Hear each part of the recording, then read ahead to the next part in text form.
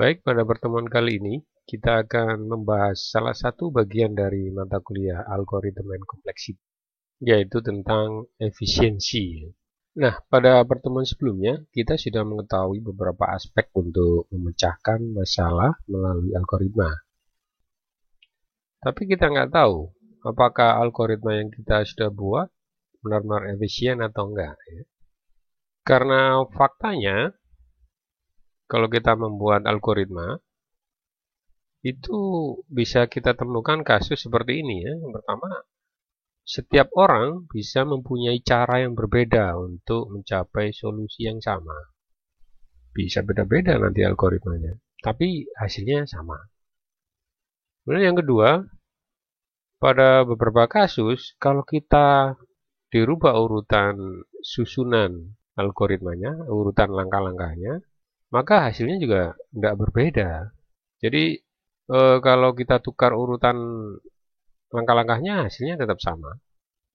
Yang ketiga, untuk tiap algoritma yang berbeda, baik kecepatan eksekusi program nantinya, dan besaran ukuran program yang sudah kita compile nantinya hasilnya bisa berbeda. Nah, untuk itulah kita perlu belajar tentang efisiensi dalam pembuatan algoritma gitu ya. Jadi ada dua faktor yang menentukan efisiensi algoritma yang kita buat, yaitu space atau ruang atau kapasitas, dan time atau waktu eksekusi dari program yang kita buat. Pada faktor efisiensi ruang, nanti akan mempengaruhi kapasitas memori dari hasil program yang kita buat. Nah, di sini diperlukan pengetahuan tentang struktur data yang baik, agar rancangan program yang kita buat tidak boros dalam penggunaan space memory. Dan yang pada akhirnya nanti akan membuat program tidak efisien. Sedangkan pada efisiensi waktu ditentukan oleh faktor kecepatan eksekusi dari program yang akan kita buat nantinya. Nah, tentunya hal ini sangat dipengaruhi oleh urutan langkah algoritma yang kita buat, dan khususnya penggunaan looping atau perulangan, serta branching atau pencabangan pada algoritma. Jadi jelas di sini kita juga perlu menguasai teknis penggunaan macam-macam looping dan branching, khususnya pada bahasa pemrograman yang kita pelajari. Dalam hal ini Python. Jadi mana ini yang harus didulukan? Apakah kita berorientasi pada space yang kecil atau speed atau time yang kecil juga, efisien? Idealnya dua-duanya harus seimbang. Tapi sekali lagi ini tergantung dari kasus yang akan kita pecahkan atau kita cari solusinya ya. Kadang kita perlu mengorbankan salah satu dari space atau time karena ada yang harus ditarget, entah itu space atau time-nya ya. Saya kasih salah satu ilustrasinya ya, pada pemrograman computer vision, khususnya pada pengolahan video ya. Di pengolahan video, algoritma yang kita buat harus mampu menyelesaikan satu proses rekayasa dalam waktu 1/30 detik. Karena pada video ini, gambar atau frame pembentuk video jumlahnya ada 30 pada setiap detiknya. Dan itu masing-masing harus diproses satu persatu. Sehingga dibutuhkan waktu 1/30 detik pada setiap proses. Kalau lebih dari waktu yang ditentukan, maka hasilnya akan terlihat pada program di hasilnya, di outputnya. Video akan terlihat terputus-putus, dan mungkin rendering atau penampilan gambar pada videonya akan terlihat kasar, terputus-putus dan kasar. Nah, untuk proses pengolahan video ini Anda bisa pelajari secara khusus di mata kuliah yang juga saya pegang di fisik komputer atau computer vision di semester 7 atau 8 ya, saya lupa. Oke, jadi efisiensi itu penting ya. Lalu bagaimana kita tahu bahwa algoritma yang sudah kita buat itu sudah efisien. Apakah algoritma bisa diukur efisiensinya? Nah, kita bahas di sini ya. Efisiensi algoritma bisa dilihat dari dua hal ya. Yang pertama dari jumlah kode program yang dijalankan atau dieksekusi oleh komputer. Bukan jumlah baris programnya, tapi jumlah kode termasuk yang diulang melalui proses looping yang sudah Anda buat. Untuk lebih jelasnya mari kita lihat melalui pemrograman secara langsung di editor Spider yang sudah saya minta Anda untuk install melalui Anaconda. Oke. Baik, sekarang kita akan lihat ya. Anda coba lihat di editor Python yang sudah saya buka ini. Editor Spider maksud saya. Saya buat dua buah fungsi pada Python.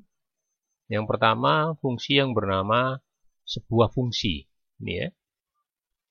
Dan yang kedua, fungsi yang bernama fungsi lain. Untuk bisa membuat sebuah fungsi pada Python, Anda bisa mengikuti course atau pelajaran tentang dasar-dasar Python yang saya buat di course yang berbeda. Anda bisa daftar di sana. Nah, dua buah fungsi ini yang saya buat menghasilkan hasil yang sama. Ya, kita coba running ya. Kita running. Kita lihat hasilnya. Nah, dua-duanya menghasilkan angka 204. Nih, dari perintah nomor 17 dan 19. Jadi perintah pertama itu ketika saya eksekusi melalui print, mencetak sebuah fungsi dengan parameternya saya isi 4, n-nya saya isi 4, maka hasil yang muncul adalah 204 ini di baris pertama ini. Dan fungsi lain ini, fungsi lain ketika saya eksekusi dengan perintah print, fungsi lain dengan parameter yang sama 4, juga menghasilkan 204 yang ini. Nah, sekarang kita coba lihat lebih dalam lagi masing-masing ya. Sementara saya hapus print fungsi lain ini, kita lihat fungsi yang pertama, sebuah fungsi ini. Kita cek berapa kali dia melakukan proses looping. Sebetulnya kalau dilihat dari range-nya aja sudah kelihatan. Yang ini 2 kali, yang ini 100 kali, tapi hasilnya sama 204. Nah, untuk memastikan saya akan menambahkan perintah print di sini. Dalam kurung n. Nggak usah di print aja, ini saya panggil aja tanpa dicetak. Nah, muncul 2 kali proses. Yang pertama 104 sebagai hasil iterasi pertama pada loop for. Kemudian 204 sebagai hasil kedua dari iterasi loop for. Nah, sekarang kita lihat yang fungsi kedua. Fungsi kedua saya panggil fungsi lain dengan parameter yang sama. Kemudian saya tambahkan di sini perintah yang sama, print di dalam loopnya. Nah ya, kita coba running, kita lihat nih, saya clear dulu.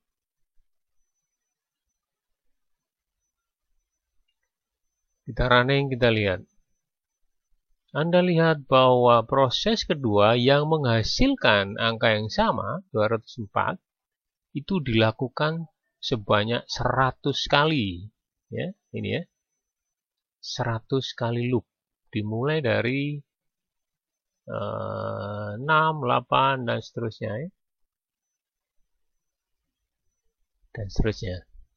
Sampai 204. 100 kali.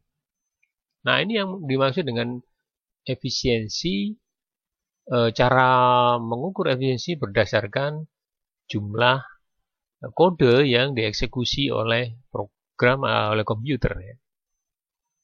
Di mana jumlah barisnya sama ini, jumlah baris kodenya sama.